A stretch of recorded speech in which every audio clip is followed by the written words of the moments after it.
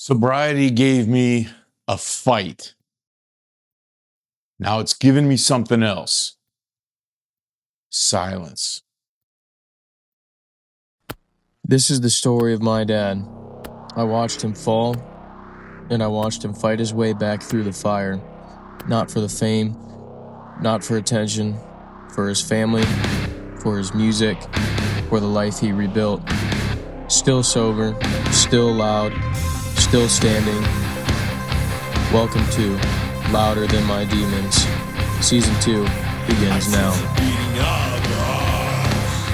I smell your blood so sweet and hot. It won't be long till I'm with you. I can feel it almost There's a phase in sobriety that nobody really talks about. It's not rock bottom and it's not the breakthrough. It's what happens after. When things get quiet, when you're not chasing anything, you're not running from anything, you're not thinking about drinking every single day. And at first, this feels like peace. Today, I found that you can still get triggered easy and your peace is interrupted. Because if you lived your life in chaos, surrounded by chaotic situations and chaotic people,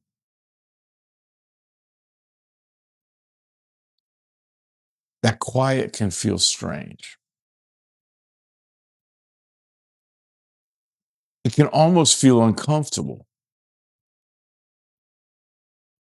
And so you're not sure what you're supposed to do because your body is so used to the chaos and the storm that your mind's not sure how it's supposed to process everything. And now there isn't a storm every single day, every single minute. So what do?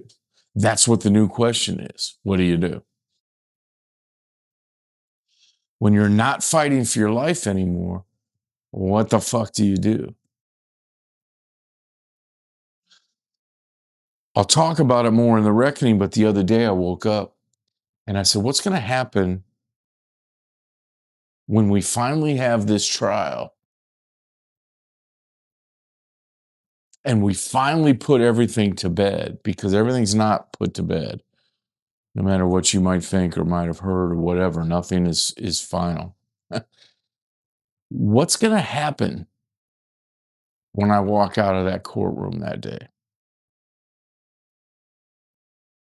How am I going to feel? What am I going to do?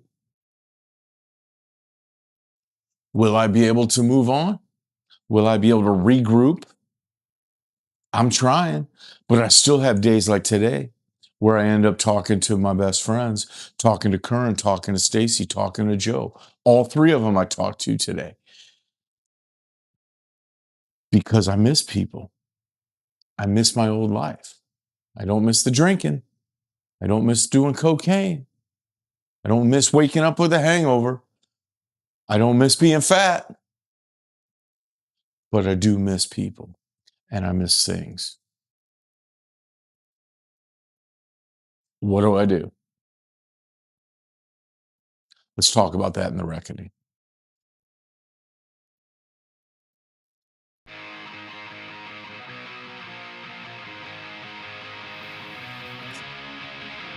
So welcome to episode 2. We're going to start with gratitude for the reckoning. And this week, I've been working on this one for a week or so. I know I'm a little bit behind, but this is a good thing. The reasons are good. And I'm really excited about some of the things I have planned for the next month. So I think you guys are going to like it. I want to talk about gratitude. I had a great weekend with my kids. I had both kids over yesterday and today and just had a blast. My kids are awesome. My dog is awesome. My daughter is in a very protect my daddy state of mind right now. You know, some things have changed over there that are good for me.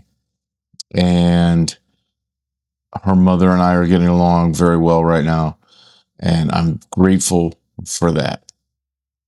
And I'm grateful for my daughter and her love and the person that she is becoming. She is just a very caring, loving, beautiful, smart, funny, silly, crazy girl. And my son and I are going to start jamming, and we're going to write some metal stuff. He had a riff today that he wanted to play for me on guitar, and he played it for me, and I loved it.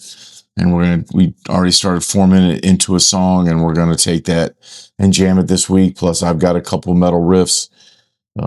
I'm building the Ibakazi guitar, which is going to be hanging on the wall soon. It's going to be awesome. You're going to love it. Kern and I have been talking about it for a while. The paint job will be done this week. Stickers in the clear coat will go on next week. I'm grateful for Current, and I'm grateful for everything that I'm learning over at Custom Audio Mutation Studios. It has been fantastic. I worked with Venom Inc. Recently and helped them with their recording sessions for the new album. I'm not allowed to talk about any of the details other than it was eye-opening as far as what true professionals are when they're in the studio. It was also very cool to be in there and helping them. And when they're done, they ask me, hey, you know, how many times have you done this? And me saying, well, counting this. And they said, yeah, counting this. And I said, this is first. And they were blown away that I hadn't been running sessions and doing stuff like that. And that's due to the training of Curran. It's also due to, you know, I've been studying for this forever, and I knew what Curran expected. And, you know, I've run demos and I've done all the stuff here at my studio in the past, but it's nothing like working in a real studio. But Curran is giving me another opportunity in addition to learning how to do the guitars, which I'm now working on customer guitars. So if you got a guitar and you need it set up, fixed, new pickups installed, Floyd Rose installed, any kind of setups, any kind of wiring, I can do it and bring it down, and we will get it in and out for you as quick as possible.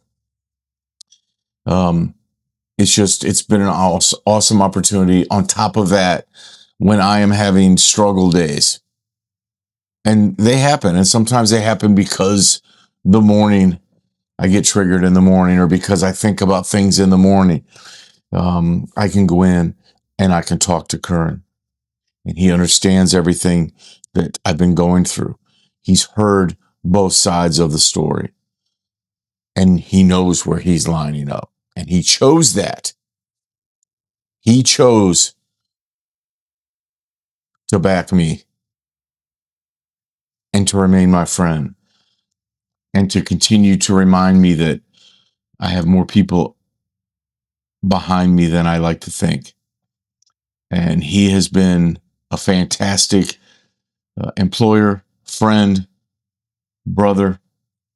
I've learned more about music, and we get to talk about writing and recording and building and all that kind of stuff on a daily basis. And it's awesome. On top of that, he works out and he eats healthy, and we talk about that on a daily basis. And it's been great, man. It's been great being there. So that's something else that I'm grateful for. I am grateful.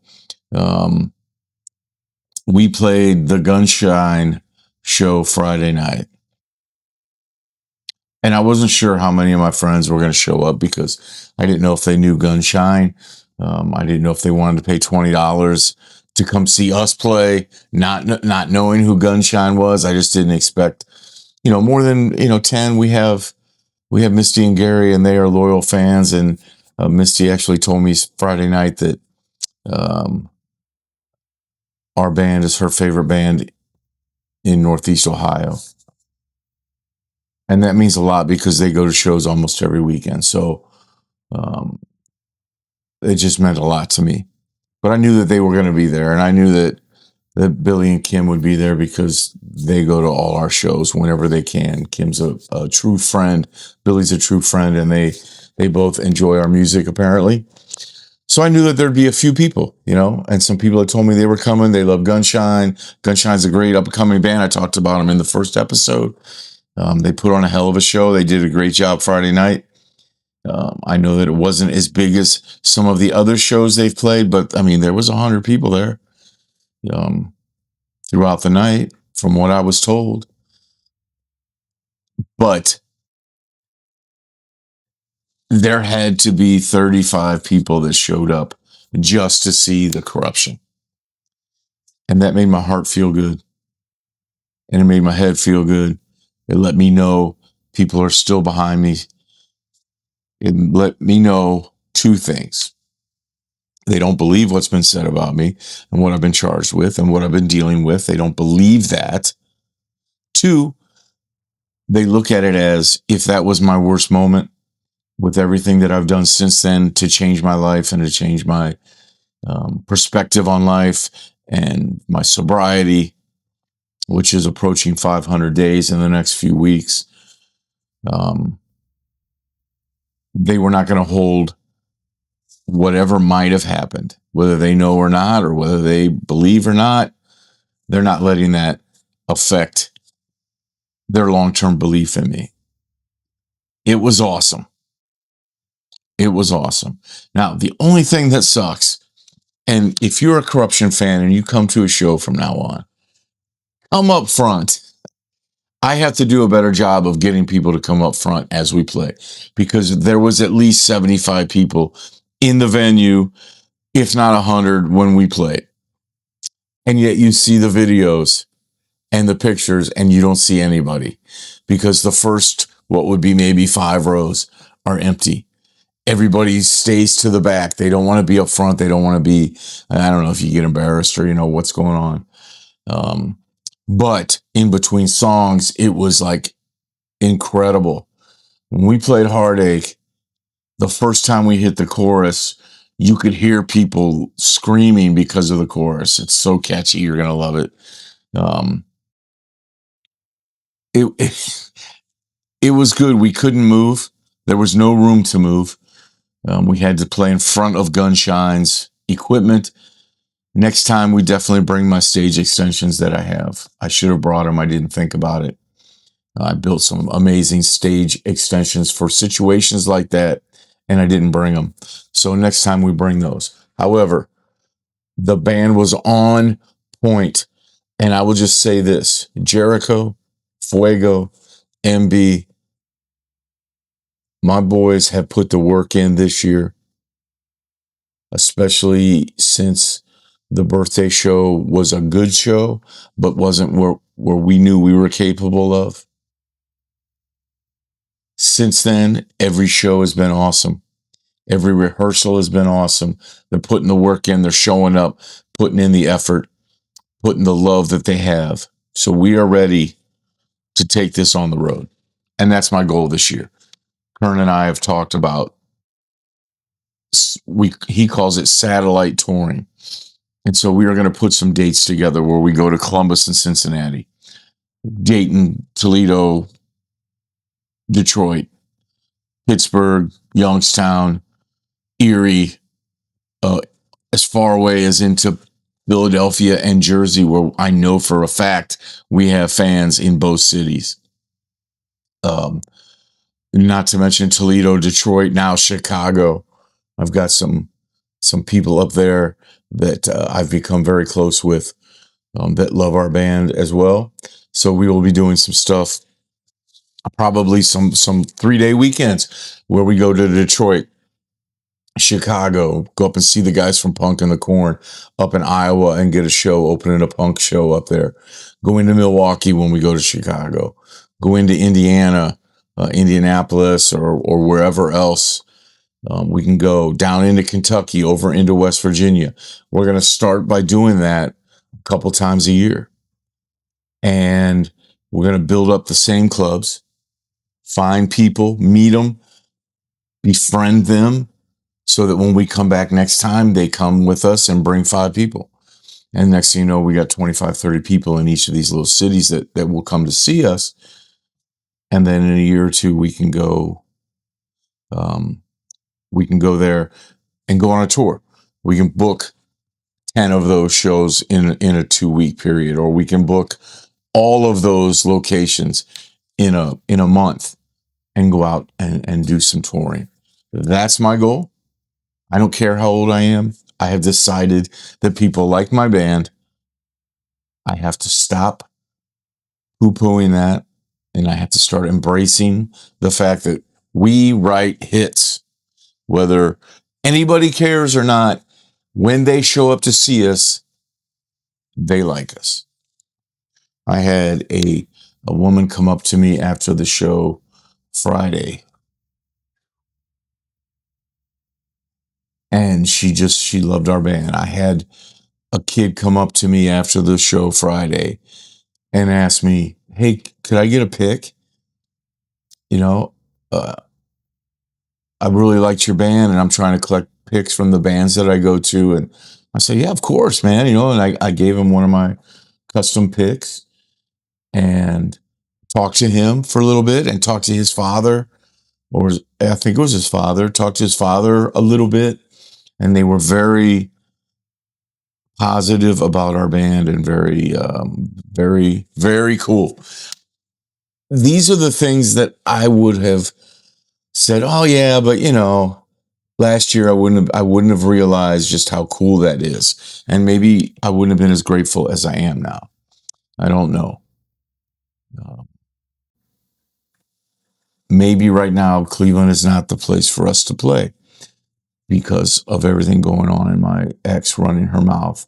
But you know what? Maybe it's time for me to find a place in Cleveland, a couple good places in Cleveland that we can play and play up there regularly and just say, "Fuck you guys.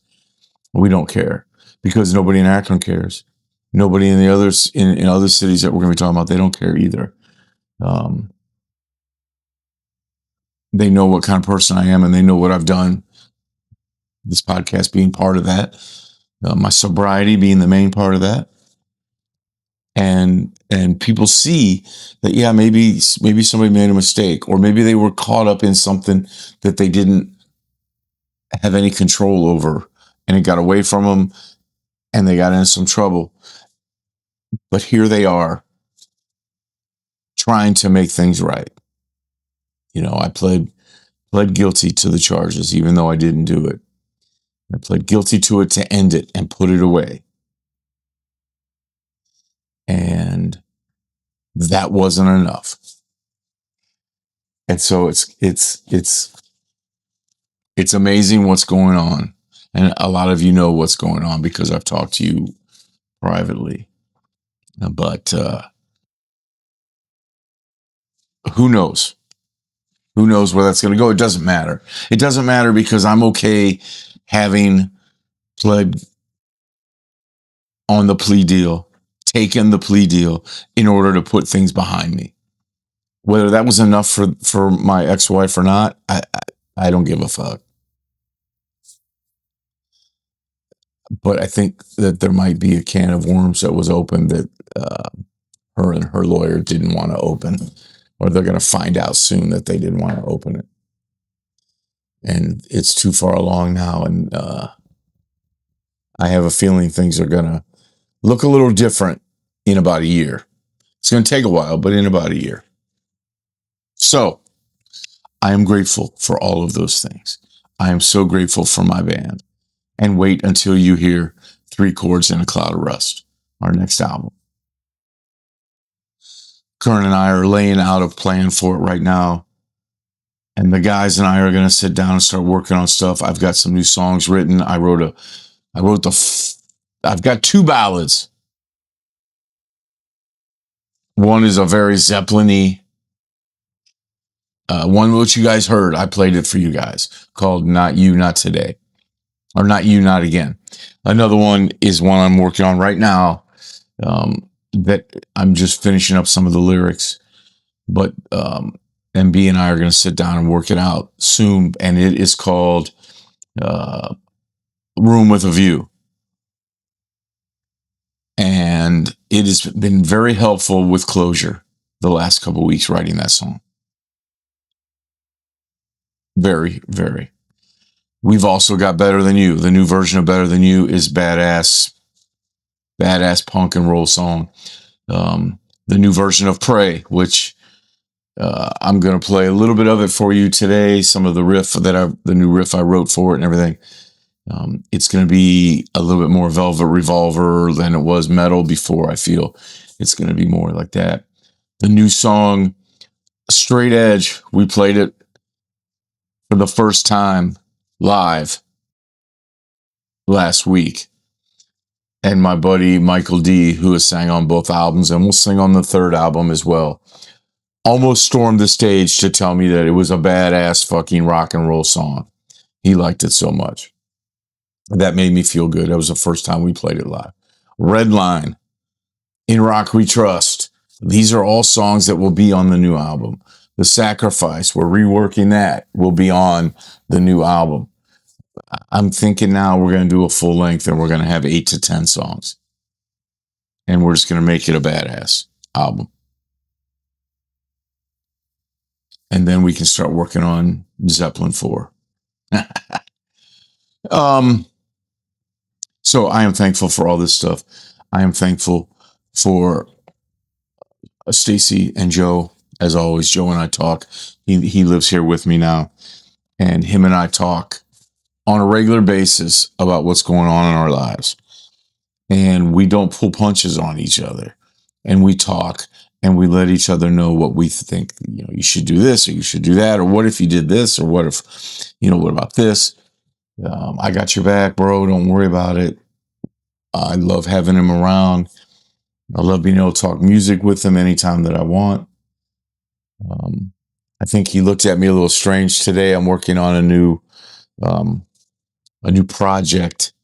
I'm going to do some acoustic solo shows this summer. I want to play some breweries and wineries and patios, and I'm going to do a combination of Glam City songs, Corruption songs, songs from Sons of Anarchy soundtracks, Zeppelin, Black Crowes, Kansas, Pink Floyd, just a bunch of cool stuff that I can sing. And then I'm also going to have a set where I can put together where I don't sing if somebody just wants some music. Just looking for some other ways to make some money off of music and to get better as a player. Reworking songs and coming up with new versions and new ways to play songs on acoustic will only make me better for the next album. And that's one of the reasons. As well as Glam City is back on track starting Thursday. And we are going to pound that out for the rest of April, working on Glam City while I book some other Corruption shows. We're going to get Glam City up to snuff. And hopefully Jen is still able to do that. If not, we'll be looking for a singer soon. If you know anybody, send them my way. These are the things that I'm grateful.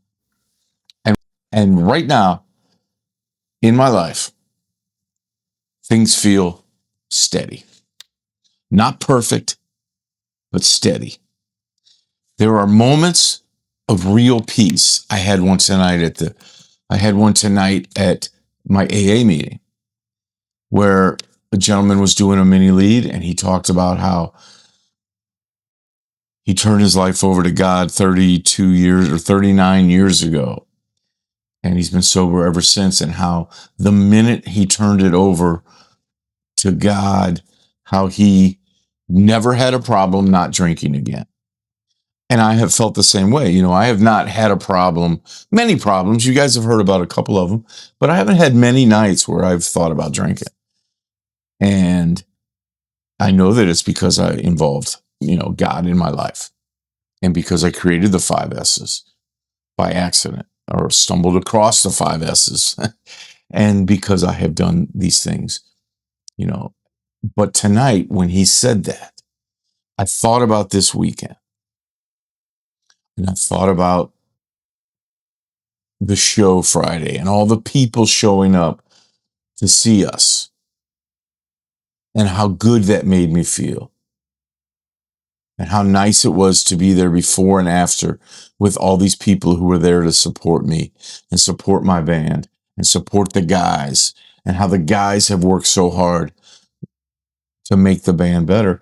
It just, and then today when my kids were here and we were just loving and talking and just having great conversations and just having a great time, I just realized that these are the moments that I got sober for, and the moments that I took the plea deal to be able to appreciate. And these are moments of real peace. And then there are moments where I feel it. My body is almost craving that unsettled way I used to live. Like something should be wrong or could be wrong at any moment, but it's not. Except for money, because that part's still real and gonna be real for a while. But the chaos, that's gone. The divorce is final. That chapter is closed. I've been working on letting go, letting God take away my desire for her to be back in my life and my desire to miss her, or my problem of missing her when I shouldn't be.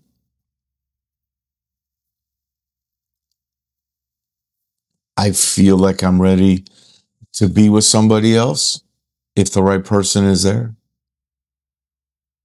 I feel like maybe that's closer than I thought. And I have accepted something that I didn't want to accept. I will probably always love her. And I know that I will always miss her. But I also know that's not my life anymore, and I'm okay with that. What surprised me the most, I thought sobriety would be a constant battle. Like I'd always be waiting for the next hit. And sometimes I am. Sometimes I just do. I thought that I'd worry about the next urge, the next fight. When do I feel like I need a drink?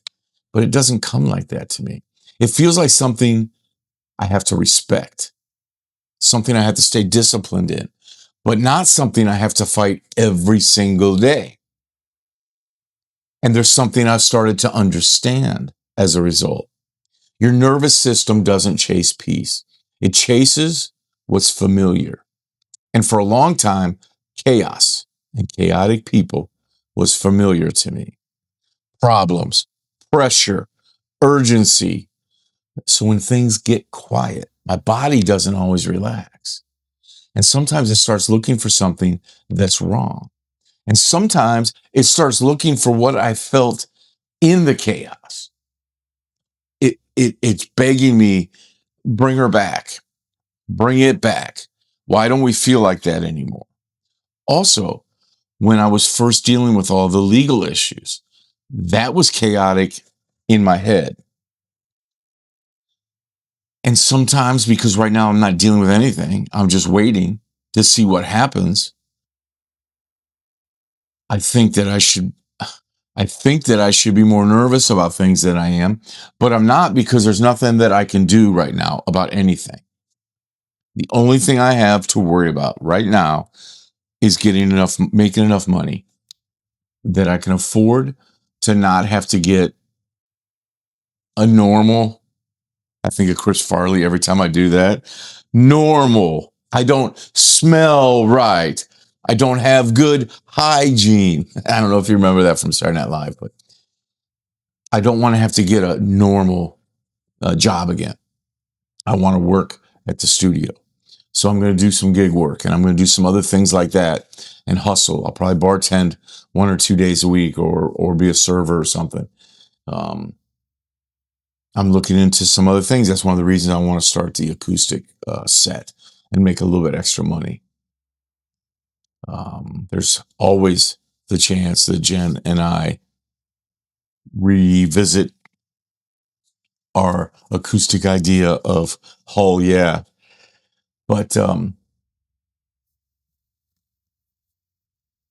I start thinking I should have more stress. And then I have a weekend like this, and there isn't a lot of stress other than the money always going to be hanging over me. I don't have the stress of legal issues right now, because there's nothing I can do about that. Of my ex, there's nothing I can do about that. She's never coming back. We're never going to talk again. She can run her mouth to everybody. People are getting tired of it. People are tired of hearing her talk about it. So that's on her. That's not on me. I'm doing what I can do to prove myself. So I don't have that hanging over me. I'm losing the fear that people hate me, because if they hate me at this point, that's on them, not on me. If you can't see that I've changed my life, you're never gonna, and it's okay.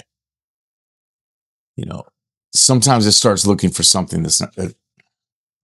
Sometimes I start looking for something that's wrong, even when there isn't anything.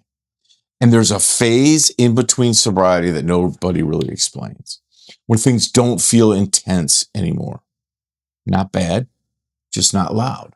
You're not chasing a high. You're not chasing a crash. You're not fighting a crash. You're just steady. And if you're used to extremes, like I've been, and all of us have probably been used to that steady feeling can feel strange. And maybe you feel like you don't deserve it. And yeah, there are things that are gone. My wife, my job, my dog, my explorer, they're gone. Or escape. My escape is gone. And those things matter to me, and they still matter. But now it's not about getting them back. It's about building something new. So when the fight goes away, what do I do to replace it? Now, for me, it's focus. I'm focused on my new career. I'm focused on my music. We talked about the next steps for my band. Being realistic about where I am in life and still going after it. And most important, my kids. Maintaining my relationship with my son and rebuilding my relationship with my daughter, that matters more than anything. And I cannot tell you enough how much I put into that. I will not drink again because my daughter doesn't want me to drink again. And because my daughter would look at me and say, Dad, you're willing to drink and lose me again? I can't do that. I cannot drink because my son told me he didn't necessarily like me when I drank. I cannot drink because I'm a better singer, a better guitar player, and a better writer when I'm sober. I cannot drink because I would let myself down. And I'm not going to do that. I'm not going to let myself down. I don't lie anymore. I don't lie to myself anymore. I don't tell myself things that I need to tell myself to get through. If I need to get through, I find some way to practice one of my pillars, to work on discipline, to become a better man. And again, that's what matters the most. And this is where I think the real work starts, because now you have to learn how to grow. I have to learn how to grow without chaos pushing me or pushing you, without something breaking first, without urgency.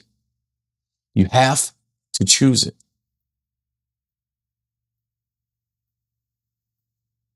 Now, how do we do that? Every day, you have to wake up with the intention of moving forward with purpose. I have to wake up with the intention, not drinking today. I have to wake up with the intention, I'm grateful for this today, God. I have to wake up with the intention, I'm going to go in the other room, I'm going to meditate, I'm going to pray. And something I've been struggling with the last couple of weeks, I have to wake up and say, after I meditate and pray, I'm going to go down in the gym and I'm going to lift. I got sick for a couple of weeks. My workouts fell off. It's something I'm working on this week. I have to wake up with the intention that I'm going to go into the studio and I'm going to learn as much as I can today from Kern Murphy, one of the best producers in the heavy metal scene, and soon to be one of the best producers in the world, one of the best guitar players in the world, one of the most talented musicians I'll ever meet or ever get to be around. I get to hang out with on a daily basis and learn from him. At my age, and we've all talked about that, and we're not going to talk about it again. I get to hang out with this amazingly talented musician and close friend and talk music and talk guitars and talk amplifiers every day and learn more than I've ever learned in my life. And at my age, I get to start over and find a woman who's better suited for me moving forward. For 3 years, I was told that I could do better than her. Every fight. Why are you with me? You can do better with me. I'm not your type. Why would you be with me? I'm not what you need. I'm not what you want. Even though that was all I wanted was her. And every time I said, no, babe, I want you. I have the opportunity now to go find somebody that's better suited for me. And that's what I'm going to do. And that's what I'm doing. And over the last couple of weeks, I have realized that that's possible. I haven't gone on any dates, haven't done anything like that. But I've realized from talking to some people that even with my baggage, where I am right now in this more steady version of me, steady version of Josie, that people find that attractive, and people understand that we all, this is for you as well, that we all make mistakes, get caught up in things that we don't want to be caught up in, and put in situations we don't want to be in, or put ourselves in situations we don't want to be in. Whether that's through letting boundaries get broken, whether it's through drinking too much, whether it's through using drugs, whether it's just being a dick, whether it's being a bitch, whatever that might be. And one day, you react to a situation and now you're the bad person. And that doesn't mean you're a bad person. That means that night you might have been a bad person or acted in a way that you don't normally act. Now, I'm not saying that that's what happened. I'm saying it happens to people. And I want you to know that you can come back from those low moments and you find this steadiness and you live for these kind of moments. Like the moment I had at AA tonight. You live for those kind of moments. And that's what makes all of this worthwhile. Yep, I gave up a lot and I lost a lot. And I wish every day that I could have it back, minus the drinking. However, there might be something better out there. There is something better. Something where I don't have to live in fear. And that's what I'm looking for. And that's the reckoning. Thank you.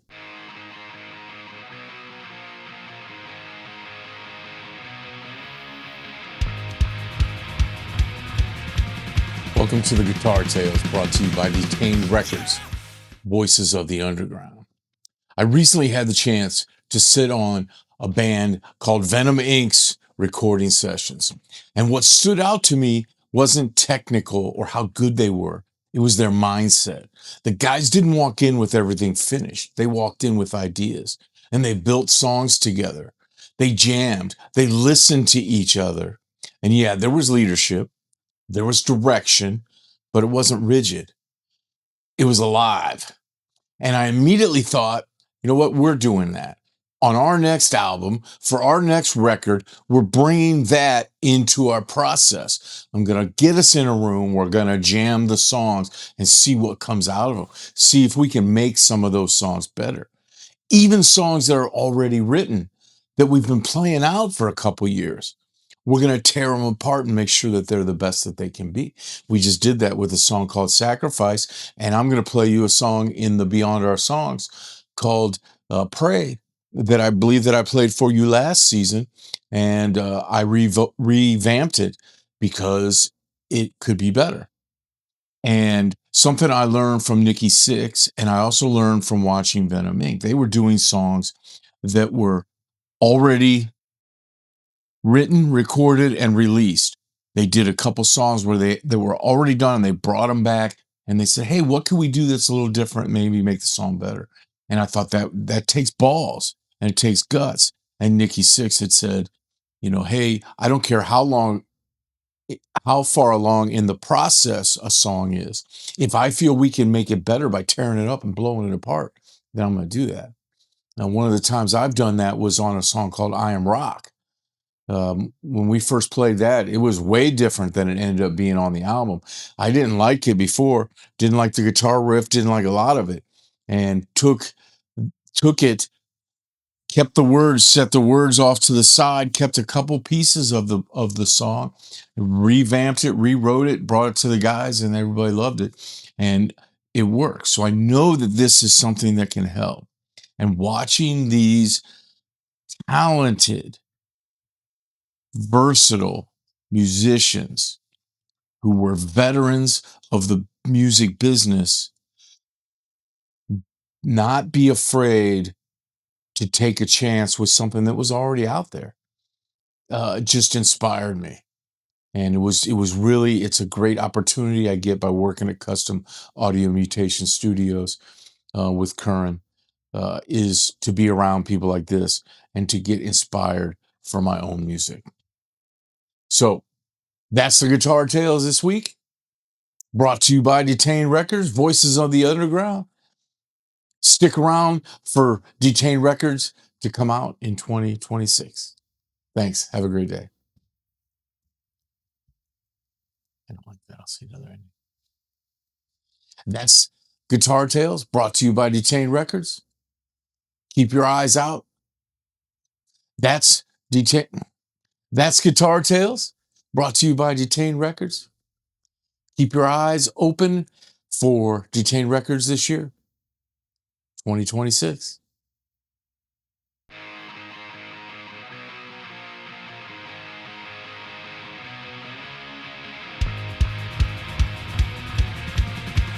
So for the field notes this week, let's talk about strength and songwriting.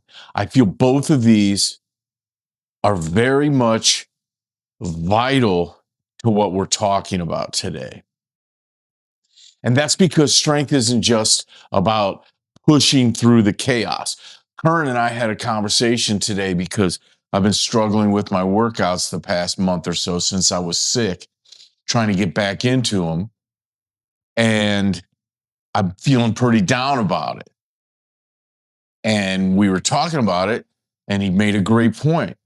He said, the other things you're doing give you different forms of strength. And sometimes in doing this, I get lost in the fact that the word strength in my mind originally just meant working out, lifting, doing something like that. And then I realized that strength means so many other things. It means getting past something like I told you that I was dealing with, where I was missing my ex-wife. And it means being strong when I'm dealing with the financial issues that I'm dealing with. And it means being strong when I need to get through something that maybe other people can't get through. When I don't take a drink, every time I don't take a drink, every time I have a problem like I did today, and I don't take a drink, that shows strength. And Kern pointed this out to me, and I knew it, but sometimes you need your friends and your family to help you with things like this, right? And it really did help me. It brought me back and it grounded me. And I haven't grounded myself as much lately as I've wanted to. I get in that silence and that quiet time, and I think, hey, this is pretty cool. This is easy. And then I realize I haven't worked out in a couple of weeks, or worked out anything worth a shit in a couple of weeks, or that maybe I hadn't written a song in a couple of weeks, because songwriting is also vital to my sobriety, because it's where I process everything that went on in the past, everything that's going to go on in the future, and everything I feel right now. Processing is songwriting. Building is strength. And strength can mean a lot, and songwriting can mean a lot. I've written some really good songs the last couple weeks. Some really good songs. Enough songs in the last couple weeks that I think the Corruption, and we'll talk about this later, but I think the Corruption is going to do a full-length third album instead of just a 6-song EP. I think we're going to do a full length. And I'll talk about that in the next section.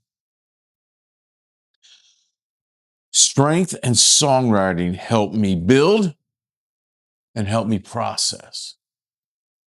And they help me stay sober. And that's field notes for this week.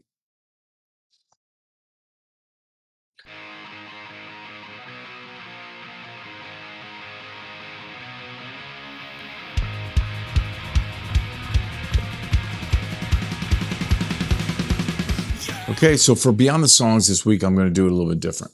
And this is the second take. First take I wasn't crazy about, so we're doing it over. I took one of our songs, I think I played it for you last season, Pray, and I blew it up. And the original version was good, but it didn't sit right. I wrote it in the wrong tuning. I wrote it on the baritone, so it was out of B. It was too dark. It just didn't fit the band. It was a little too metally. I love metal, but I don't want to force it into the Corruption. The Corruption's a rock band. So I rewrote it. New riffs, new key, different approach, and instantly it came to life in my eyes, in my ears. I'm doing the same thing with that song Better Than You that I played for you last year also. Rebuilding it, refining it, making it better, like I did with I Am Rock in the past, like I talked to you about Venom Inc. doing. And that is where this connects to this video. I'm not afraid to edit myself. If something's not right, I change it. If I cross a line, like I did recently with my friend, I don't justify it.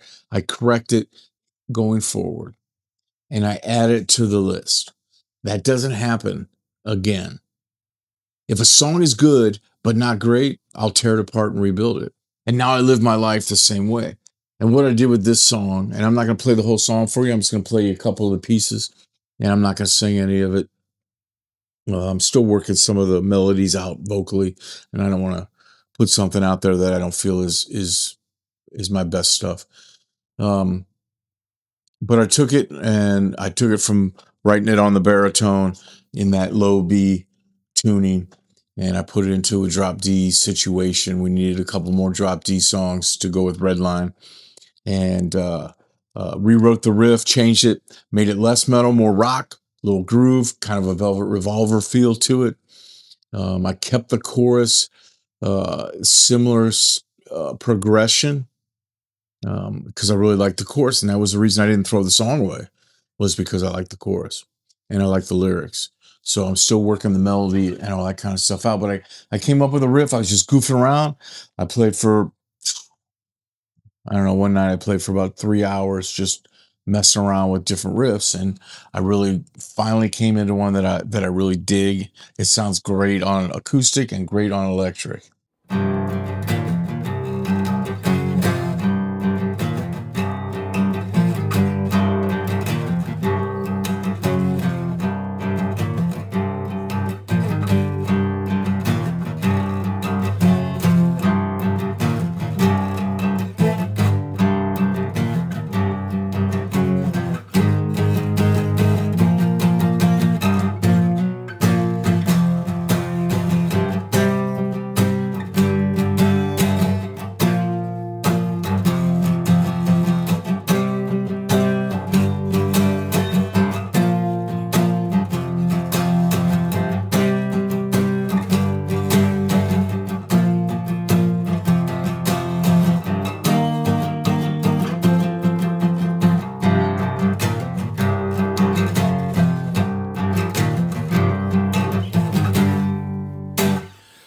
I just like the way it grooves. I like the way it feels. I just played you a couple parts. I played the chorus and the intro riff there.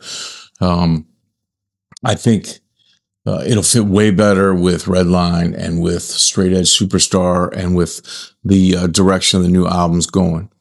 we have plans for this band this year to become a regional and eventually a national act.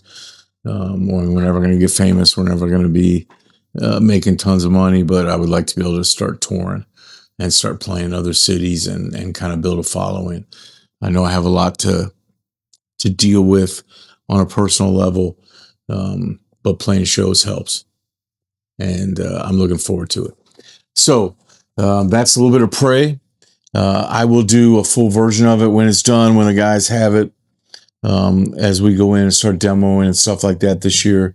My plan is to start playing some of the songs that we're demoing and building for that new album so that you guys can kind of follow the process. Maybe next week I'll talk about the song Better Than You, since I played some of that last year. It's a fun, cool, kind of a diss track, and it's turned into something really upbeat, poppy, and fucking cool. So maybe I'll play that next week.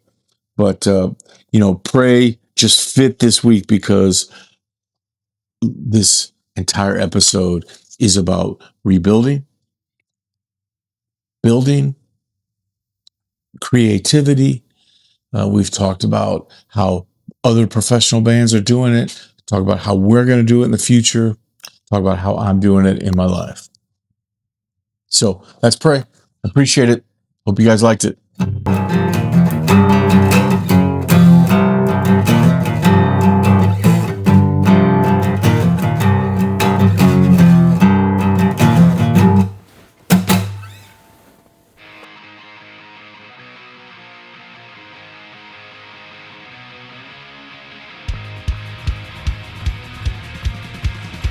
There's a part of this journey that doesn't get talked about enough. And it's this. What happens when things finally calm down? When you're not fighting for your life anymore? When you're not in survival mode every single minute of every single day? When the noise fades? Because that's where I'm at right now. And I'll be honest, it's not what I expected. I told you about that in the reckoning. I thought peace would feel like relief, like everything would just click into place. But sometimes it just feels unfamiliar. Because for a long time, I lived in chaos, surrounded by a chaotic person. I made decisions in chaos. I reacted in chaos. I survived in chaos.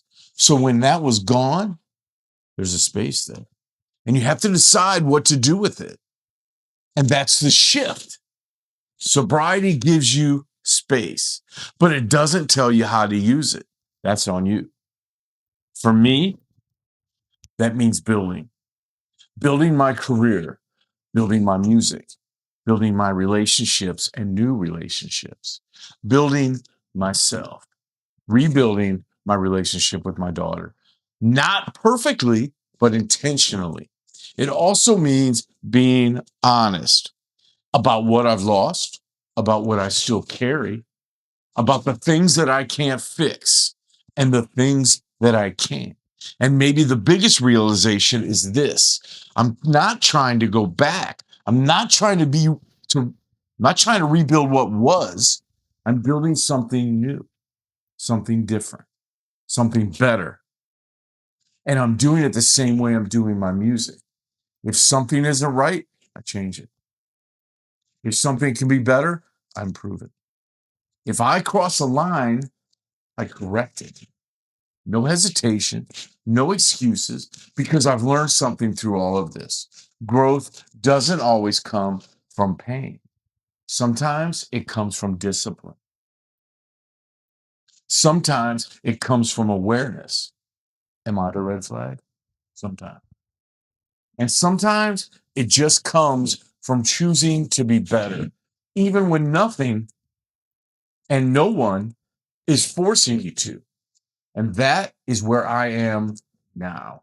I'm not fighting for my life anymore, but I am fighting to continue to grow, to be better, to build something that actually lasts. And I know I've got a long way to go, but for the first time in a long time, I'm okay with that. And remember, we recover louder than our demons.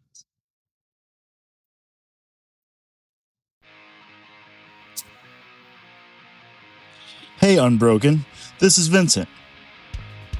Josie asked me to say thank you for listening to Louder Than My Demons.